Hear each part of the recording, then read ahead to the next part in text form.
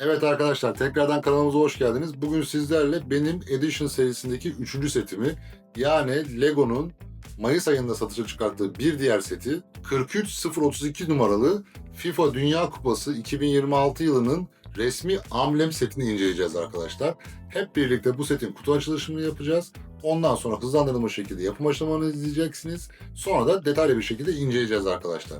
Şimdi isterseniz hızlıca setin kutusuna göz atalım. Lego bu seti bizlere tam 298 parça olarak sunmuş arkadaşlar. Dediğim gibi az sonra zaten setin kutusunu da birlikte açacağız ve kutu içeriğine birlikte göz atarız. Lego bu seti 298 parça olarak sunmuş. Dediğim gibi harika gözüken bir set yine. Bu şu setin yanına olacak bence. Özellikle bunun devamı gelirse bunu ortaya koyup diğer ülke formalarında böyle yanlarına duvarda bir köşe ayırmak istiyorum kendime arkadaşlar. Planım bu. Bakalım tabii Lego bize sürpriz yapmazsa. Bu setin diğer ülke eşofmanını da çıkartırsa. Kutunun ön yüzünde Lego bizlere yine her kutuda olduğu gibi setin güzel bir görselini paylaşmış arkadaşlar. Şöyle görüyorsunuz. Kutunun arka tarafında da yine farklı bir görselini paylaşmışlar bizlerle. Ve burada görüyorsunuz, isterseniz masada, isterseniz de duvarda sergileyebileceğinizi bizlere göstermiş Lego arkadaşlar. Güzel bir duruyor set.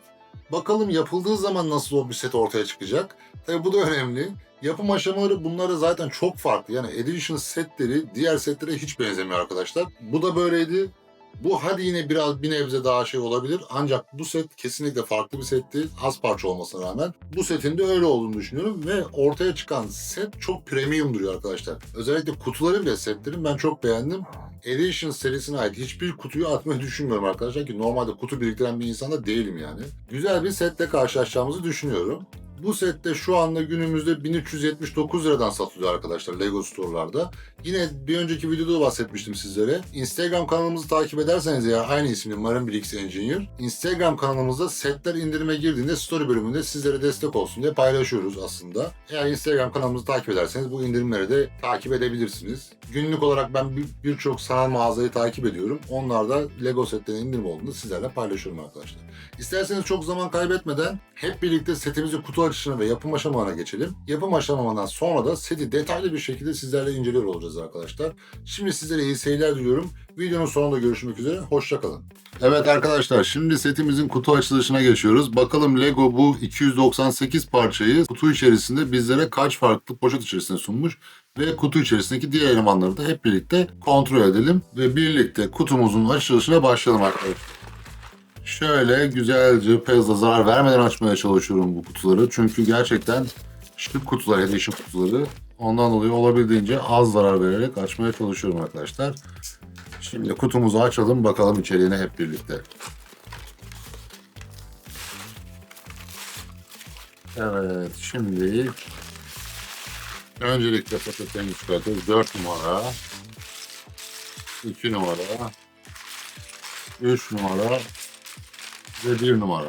Bu seti Lego bizlere toplam 4 farklı kağıt poşet içerisinde sunmuş arkadaşlar. Her sette olduğu gibi yine bir yapım kılavuzumuz var. Bakalım yapım kılavuzunu da şöyle güzelce bir inceleyelim. Birlikte. Evet, yapım aşamalarından bahsetmişler. Sıralı bir şekilde yapım aşamalarını bizlere göstermiş Lego. Ve en sonda her sette olduğu gibi şöyle de göstereyim size. Setimizin tamamlanmış haline ait bir görselle tamamlamışlar. Evet, kutu içeriğimiz bu şekilde arkadaşlar. Şimdi isterseniz çok fazla da zaman kaybetmeden hep birlikte hızlandırılmış şekilde izleyeceğiniz yapım aşamaları kısmına geçelim. Yapım aşamaları kısmından sonra da setimizin detaylı bir şekilde incelemesini yapıyor olacağız arkadaşlar. Şimdi sizleri yapım aşamaları kısmına baş başa bırakıyorum. Yapım aşamalarından sonra detaylı inceleme kısmında görüşmek üzere. İyi seyirler arkadaşlar.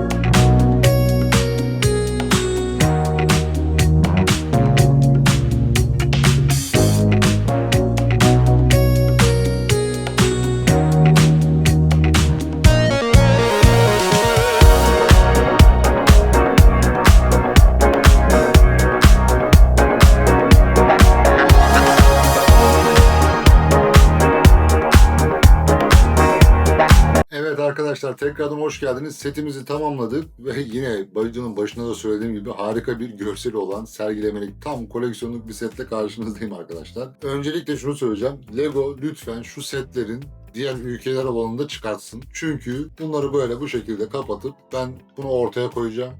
Yanlarına da diğer ülkelerin bayraklarını formalarını koyarak bir koleksiyon yapmayı düşünüyorum ama bize Lego'nun bunun diğerlerini de sunması lazım. Umarım bize bir sürpriz yapmaz, tahmin ettiğim gibidir. Şimdi kendi setimize gelelim arkadaşlar, son yaptığımız setimize. Bu set gerçekten güzel, yapım aşamaları da harika, keyifli, günün sonunda böyle çünkü bunu da yaptıkça böyle tık tık tık tık çok hızlı bir şekilde bir şeyler karşınıza çıkıyor arkadaşlar. Bu da hoşuma gidiyor. Mesela bu Dünya Kupası da öyle, tamam. Alttan doğru başlıyoruz, yapıyoruz ama bunda böyle parçaları, büyük büyük parçalar şunları koydukça set direkt karşınıza çıkıyor ve çok hoş oluyor. Bu keyifli bir şey oluyor. Zaten çok fazla parçası yok setin. 298 parçadan oluşan bir set. Setimizin görselini şöyle size göstereyim. Önden görüntüsü bu şekilde setimizin. Arkadan da bu şekilde gözüküyor arkadaşlar. Setimizin üzerinde mini bir Dünya Kupası var zaten. Dünya Kupası amblemi biliyorsunuz. Bu Dünya Kupası da çok rahatlıkla çıkartabiliyorsunuz şu şekilde. Ve tabii burada bu Dünya Kupası logosunun özelliğini biliyorsunuz. Burada 26 yazıyor. Yani 26 numara bir amblem. 2026 Dünya Kupası'nın resmi FIFA'nın amblemi bu arkadaşlar.